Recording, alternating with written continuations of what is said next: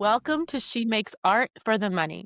This is the podcast where creativity meets cash flow. I'm Tanya. And I'm Ivel. We are two design obsessed friends who met at RISD, built careers in the creative industry, and decided it was time to stop whispering about the money part. Because let's be honest, we did not go to art school to starve. We went to make beautiful things and to make a living. This show is all about what it takes to build a creative life that's fulfilling, sustainable, and yes, profitable.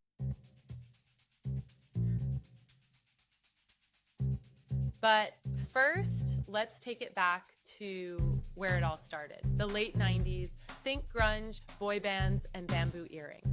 Ivel and Tawnya met, and the ridiculousness and art school hijinks ensued.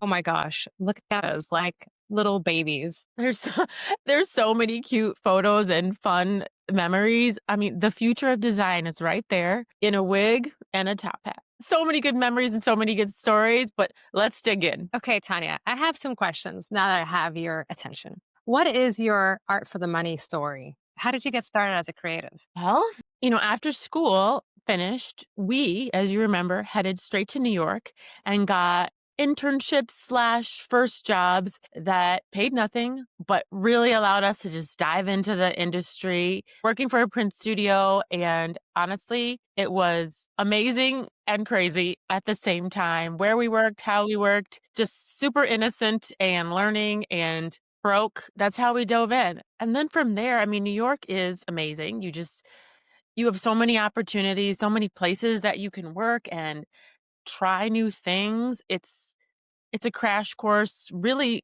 it's like grad school, but on speed. From print studio work to small roles at freelancing for lots of different companies to working at Ralph Lauren, moving into management there. And honestly, from there, it's just been this amazing ride. Was there a point like early in your career where you thought, you know what, I love being the designer, I love working with a team. Is there something that you went through that you thought you could be a creative leader? I mean, I had some amazing leaders that I had an opportunity to work with, and seeing them, the way they work, the growth that you got to get at that leadership level, it made it really appealing. Plus, I liked the idea of making more money. You do make more money being the lead. What's the one myth about being an artist or a designer that you feel like you've been fighting your whole career? I think one of the big myths about artists and designers is that artists and designers aren't smart. They're not good at organizing. They're not good at being strategic. They're not good at leading effectively. And while there are some artists and designers that don't enjoy that aren't good at it, we are a broad range of talents, just like any field where there's strengths and things that we're not so good at. Yeah, totally. That's something I feel like all the time. Um, and then what made you want to start a podcast about creativity and money? Well, we've talked about this in other upcoming episodes, but one of the things that I think is really key for so many people that have not had a chance to really explore that artistic side of themselves is to understand that there are so many careers, there are so many jobs, lucrative ones in the design and art fields that and ways to make a living as an artist that so many people just don't know about. Going to school at RISD, I had the opportunity to meet people that had never had any experience with the different ways to be an artist or designer, and people who were very experienced, people that came from really struggle backgrounds and people that came from really privileged backgrounds. And the one thing that I will say is that folks from privileged backgrounds have an understanding and really just a comfort level with art and design that a lot of people that didn't grow up with that privilege don't. You just know what you can do with design and ultimately the vast number of careers that you can have and ways you can make money. I mean, everything is designed, every single thing from this podcast application and platform to the microphone that we're using to the paper or stationary kind of notebook I'm jotting notes on. And there's designers that design it. There's artists and leaders that help make it happen. There's people that technically help construct it. There's so many jobs. And ultimately, it's a field where Um, Women and people of color are vastly underrepresented.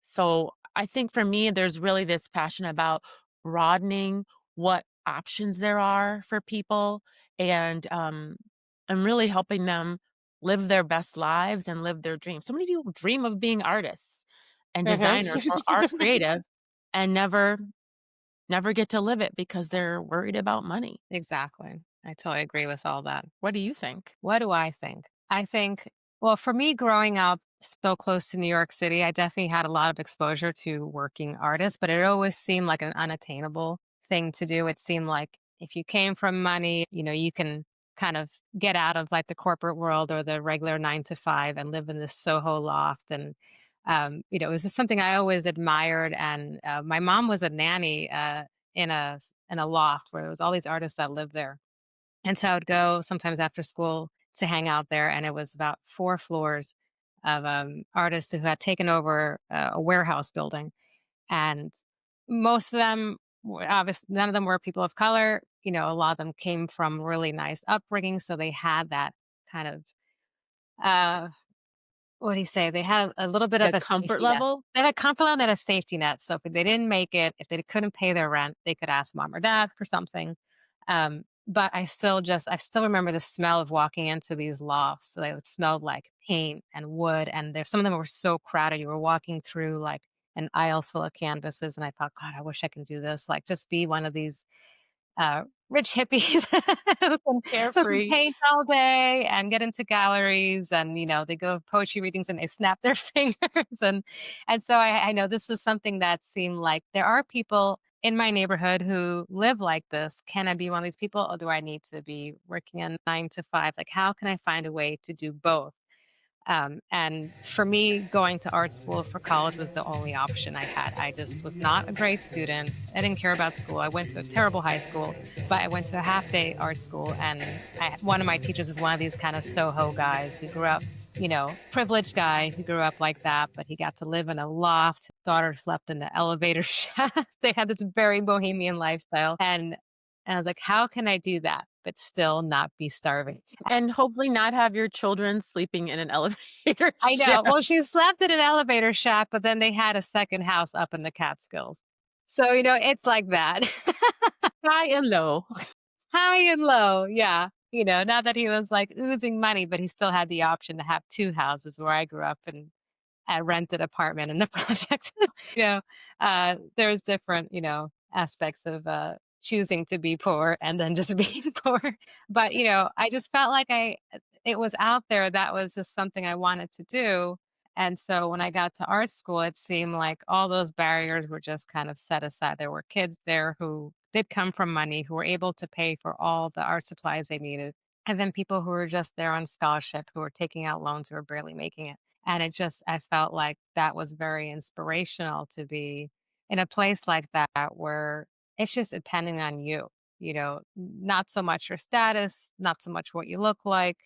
All those things are attributes that you need going forward. But at least for those 4 years, it was those barriers were broken. I felt like, okay, I can have a creative life. I don't have to be an accountant, which is nothing wrong with being an accountant.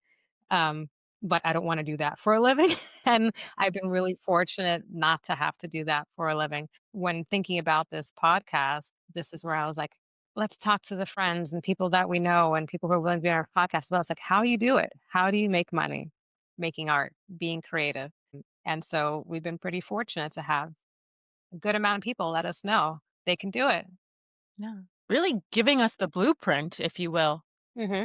how to have a more fulfilling life ultimately, right? I mean, when you think about how many people are out there working jobs that they just are like doing what they have to do Hmm. and how unfulfilled or unfulfilling that can be, if you can do something you really love and do it well, I mean, how much better is your life gonna be? And how much better is design gonna be? How much better is art gonna be? And how much better is our I mean, not to get too into it, but how much better is our country and our world gonna be if we really tap into all of the potential talent Hmm. and really leverage the amazing power that artists and designers have to, like, really just push our world forward. That's my vision for It's good to have a vision. We're It's gonna good to have change a the plan. world with this podcast.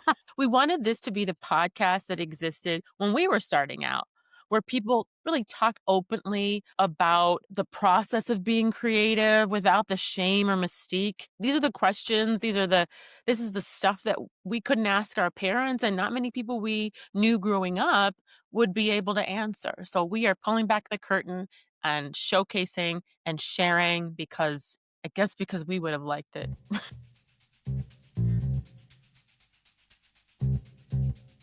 So I have a question for you, Yvel. Was there a moment where you realized I can actually make money doing this? Was there a moment? Well, I wouldn't say there was a moment, but there was a series of events. Let's just put it that way. It kind of started in high school. I went to a half day art high school in Jersey City, New Jersey that had a great budget. And one of my teachers was like, "Hey, there's a job at the museum, local museum. Would you like to work there after school?" And of course, because I needed the money. And so I worked at the Jersey City Art Museum for about 3 of the 4 years of my high school. And it was great. It was just, I'd go in, sometimes just tidy up, sometimes watch the galleries, sometimes help the curator put things up. I got to see what museum work was like. There was just people who were writers, there were people who were, curators, installers. There were, artists coming in and out. And then also just seeing people from the city as well come in, and it was a very out there museum, like for being in Jersey City in the 90s. So people who normally would not be interested in art would come in, and it kind of got people thinking. And so that was one moment I was like, I could work in an art field. I may not be a famous artist, but maybe I can work in a museum, in the offices. Uh-huh. And then just after college, just meeting with other alumni, that's what really kind of spurred my career. Our first job was through an alumni, and a lot of freelance jobs after that. And just really thinking like, okay, you can actually make good money. Like one of the most fun jobs I had was working at Gap in the textile design department. And basically I was just coloring and drawing all day. It was on the computer, but it was all the same things that you would be doing on, with your pencil and your gouache paint, but just on the computer. And I thought, well, CAD design is really something that I really like doing. And so it's just a bunch of little tiny things that just made me just kind of get into the wheel of like, okay, this is where I'm going to be spending most of the time in my career. Yeah. When you think about your identity, do you feel like anything about your identity shows up in your creative work? I do. So I've worked a bunch of different creative jobs. I was an apparel designer. I did sunglasses for a little while, and now I'm working on furniture and children's toys. And I tend to love color. And I tend to love the small details, whether it's, with my furniture right now, it's the actual piece of furniture, but the packaging that it comes in and how it's going to be displayed in a room. With sunglasses, you would think it's just a frame, but I just love bold shapes, bright colors, because it is just a tiny accessory that can just pop your face. And in apparel design, even though I've worked for past 20 years in apparel design and so much of the style has changed, I just love all the small details that make it just feel, even if it's not an expensive garment, just the tiny bits of luxury, whether it's some kind of lining or just or a nice trim or something like that, where I feel like maybe you can't afford a $200 jacket, but at $70, you're going to get a little bit more bang. You're And gonna so get something special. you gotta get something special, and I feel like my identity is a little bit in there because, I grew up not being able to afford things, but I did like the nicer things. If it was a really good quality fabric or if it was a really cool print, even if it was just in a small section of it, I feel like that kind of shows my creativity in my professional life. When I'm doing fine art for myself, I'm all over the place. Yeah. Kinda What like my hair. No, oh my gosh, look, we have had our hair journeys. The journeys of hair, we could have a whole separate podcast about that. Yeah, yeah. She's a hot mess and no money helps. She makes curl for the money. She She makes spends she money on makes the it straight curls. for the money. Yeah. Money helps her to make it straight. I don't know. Gosh, so much money on straightening my hair. Yeah.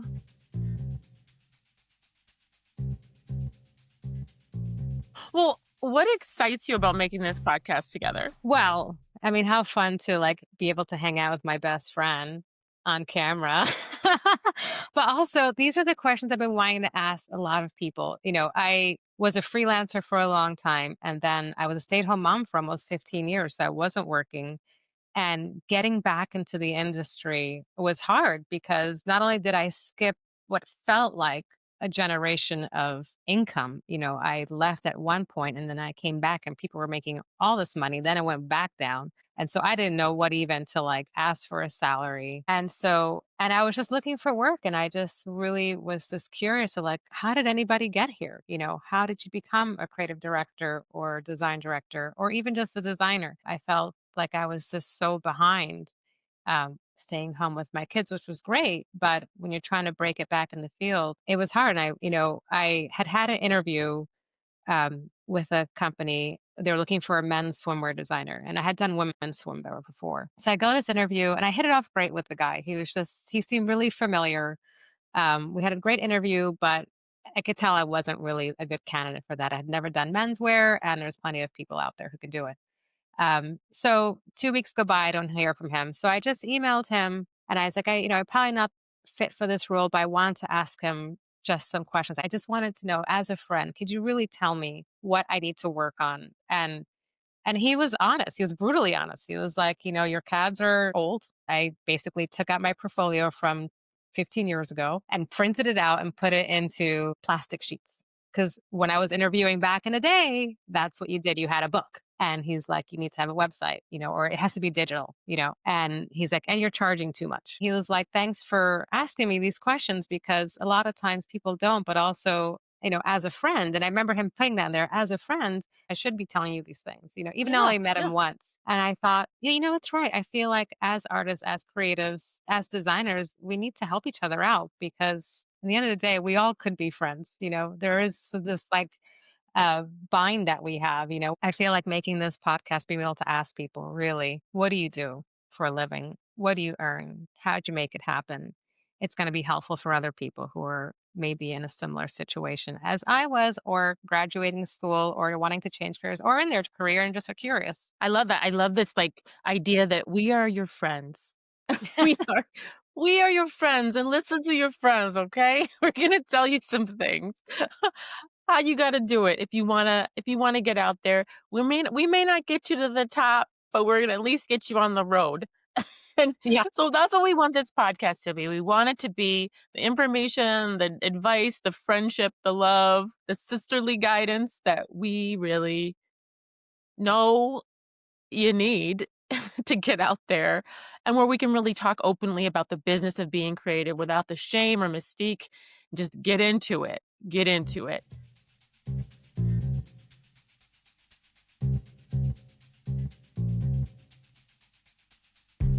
So pause again. We need to show this. Just in case anyone thinks that we got it all together, here are some behind the scene clips from when we first started getting started. And cue the hot mess. Podcast time! Man. Oh, man. Oh, some of it is brutal. Some of it is very sweet. It is. I mean, we got to travel. Like, that's already pretty cool. Yes, and so I think oh, yeah, this is like Sonoma, San Francisco, Paris. I mean, we've gone some great places, all for you people. We are giving so I'm that in Bella you can benefit. We could have gone to Pittsburgh. Maybe we'll go to Pittsburgh for season 2. Okay, so what is one design or product you're still proud of years later? Ooh, that's a good one. Okay. So I do have a t-shirt up in my attic that when I first started working at Billabong many moons ago, I was a t-shirt designer. And then I eventually evolved to be a denim and outerwear designer. Um, but there was a time we were just kind of making all over patterns and just kind of making fun t-shirts.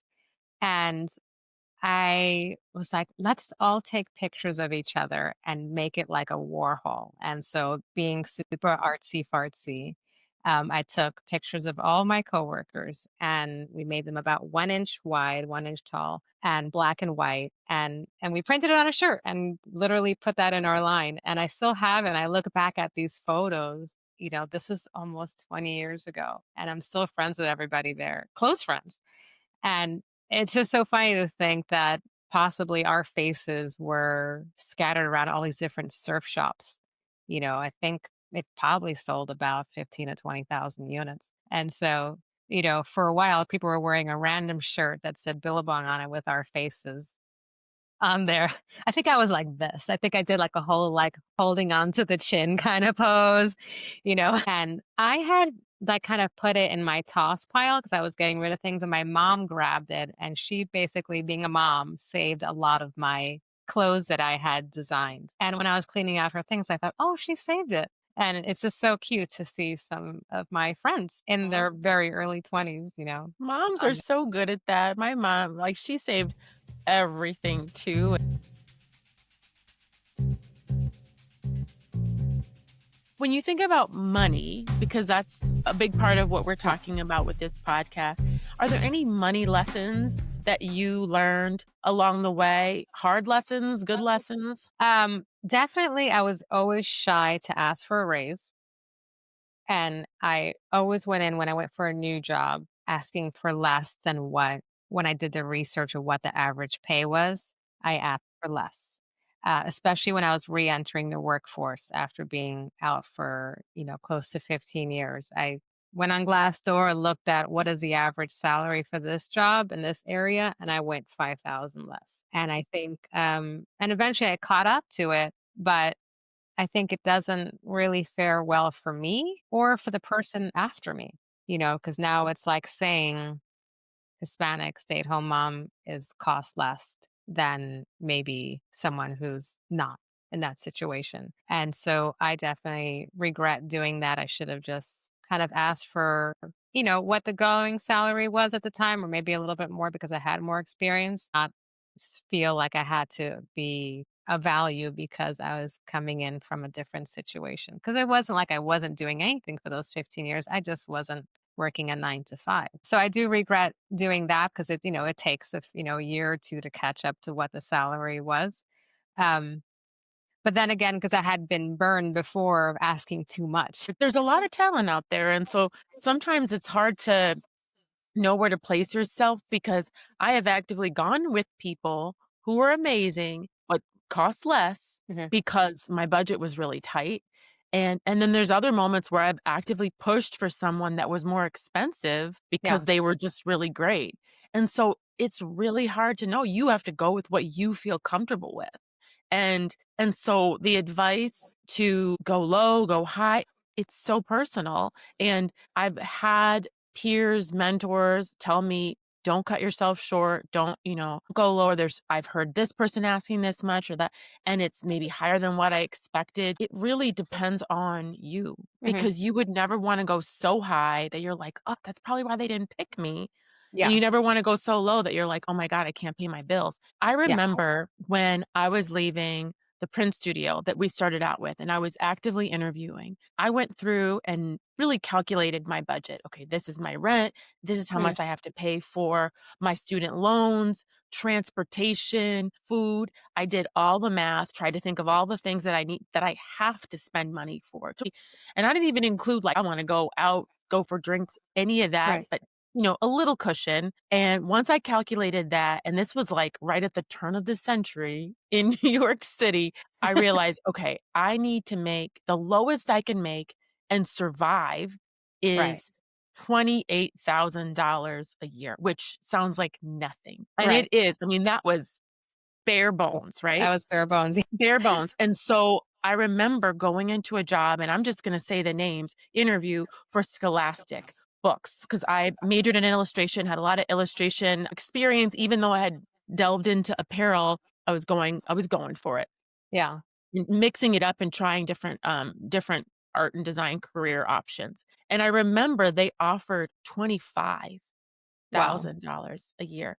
Yeah. And you know, it felt really good. There were RISD folks there, a lot of alum there. It really felt like I did well with the interview. And I remember going back, and I was interviewing a couple other places too. I remember going back and I was just like, I did the numbers. I can't survive Mhm. on that little money. And I went back to them and I said, I am so excited for this potential and I would love to work here, but I did the math and I can't Yeah. make less than 28 and survive.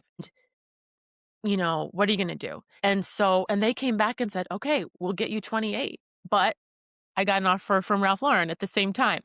And Yeah. so and Ralph Lauren was paying a living salary, which was more than the bare minimum that I would need to survive, and so I went back to them and I said, "Thank you so much for being flexible. I've decided to accept this other offer," and they asked me, "Well, how much are they offering?" And I said, "They're offering 45." And they were blown away, first of all. Of course, took the Ralph Lauren role. I don't know if that helped the next person that was coming in Scholastic or did anything, but Yeah. it really came down to what I had to have. And I didn't go to Ralph Lauren with my number, that's what they came to me with, so it was nice that I didn't have to suffer to take Yeah. the job. I mean, I remember those days there was such a huge range of salaries in the fashion industry because when I started the Gap was around that too. I think it was like 42,000 or something like that. And I remember overhearing that my boss was making 350,000. Yep. This wasn't even a VP. She was just really sweet lady. She was just basically just picking out the colors that I was putting on the CADs. And I mean, that was the rumor, but she wasn't making $42,000 a year for sure, No. as she shouldn't be, if she'd been working for 20 years in the fashion industry. Um, but there was, this kind of like, that's a possibility that's out there. I'm not sure if those salaries exist anymore, and maybe in the larger companies, but it's definitely, you know, because back then there wasn't the tech industry. Just kind of started, and those guys took over the big fat salaries. Yeah. I remember I had a VP that it was rumored made that much, but he was a VP, Yeah. and I was still blown away by that. Um, so I don't know. You hear these rumors, sometimes they're accounting for things like bonuses or options and Mhm. total compensation, but it definitely varies, and the folks coming in from the bottom often take really low salaries because 'cause you're just out of school, you have low expenses, no kids, Yeah. no, bills per se, big bills. And sometimes it's worth it because getting that really great Mhm. brand on your resume, even if it's just for a shorter amount of time, opens a lot of doors for the future for those bigger salaries. All right, Yeah. so next question. What was one of your most memorable wins or mistakes? You can kinda go either way. My most memorable win or mistake. My most memorable mistake, and I use this metaphor often, was a turquoise poncho. You're getting and real sometimes, specific. and sometimes I'll be like, "This is a turquoise poncho situation." So I was doing denim, jackets, knits, wovens, dresses. I was doing it all because I don't say no. I was like, yeah, I can do everything. Just had a line plan and a color palette. And I was just scrambling to put things together. And sometimes things that look really good on a little CAD and a little tiny drawing don't look so good when it's like 3D full scale. We're doing all these knit ponchos and we had a color palette and I made one in turquoise. It was like brown, white, and turquoise. Those are my three colors. And it looked super cute on the CAD. Okay. We already had a brown top. We already had a cream top. So I was like, let's put the poncho in turquoise because we're not showcasing our turquoise color. Sample comes in, sales meeting comes in, models walking around with this giant turquoise poncho. And the saleswoman she was really funny. Her name was, I think, Tammy. She was super tan, super blonde, wore a lot of gold. She's like, a turquoise poncho? How am I supposed to sell that? Like, there's been so much talk about this, but it's all been on paper, and the sample didn't even arrive until a few days ago. It didn't even notice that it was like not appropriate for this garment. And You I were like, still "It's hideous." it was hideous, but I couldn't see it hideous because I just was seeing, like, the whole thing and all the work I put into, but someone Yeah. seeing it from the outside, seeing that they have to sell it, she was like, "I can't sell a turquoise poncho." You know what? It was a fail and we all need some fails. I have Yeah. a former leader that I worked with at Target for many years and she's gone on to do other roles, but more famously as a CEO of a very well-respected Black magazine. And she talks about her fails as a CEO all the time and how much she learns from them. So fails at the CEO level, fails at the design level. We all learn from them, and I guarantee you'll be never making a blue poncho, turquoise blue poncho again because you've No. learned. And I think of it a lot of times when I'm doing a design that it may look really cute, super tiny, on a little drawing, but what it's gonna be like when it's 36 inches wide and on a This is body why or we need friends and peers and coworkers that have good yeah, eyes that yeah. aren't gonna sugarcoat, so then you don't have Sugarcoat those embarrassing moments in and those meetings. foul mouth, sassy salespeople that really are not seeing it from a design perspective, just pure numbers. A little harsh for the creative soul. I know, you need those practical folks. So, okay, so if you could collaborate with any artist, living or dead, who would it be? Mm. He's not my favorite artist, but I find him just fascinating as Joseph Beuys. Am I saying his name the right way? I think He's so. just so super weird. And and I when I first learned about him, I was like, what's going on here? And then I saw his work recently at the SF MoMA, and I had to really think about all the things that he was thinking to put this thing together. And because his work is all theory based and then he puts it together. And I am the opposite where I'm all just guttural, like, I want this, this, and this. And and so I think it would be nice to be around someone to step back and think about the overall idea as opposed to just the product. So I would like to do that. Of course, I would love to hang out with Frida for a day, um, just to kind of see what she was like, and go from there. I don't know, there's so many. There's so many. Yeah. What about you? What are some artists or designers that you would just love to spend a day with?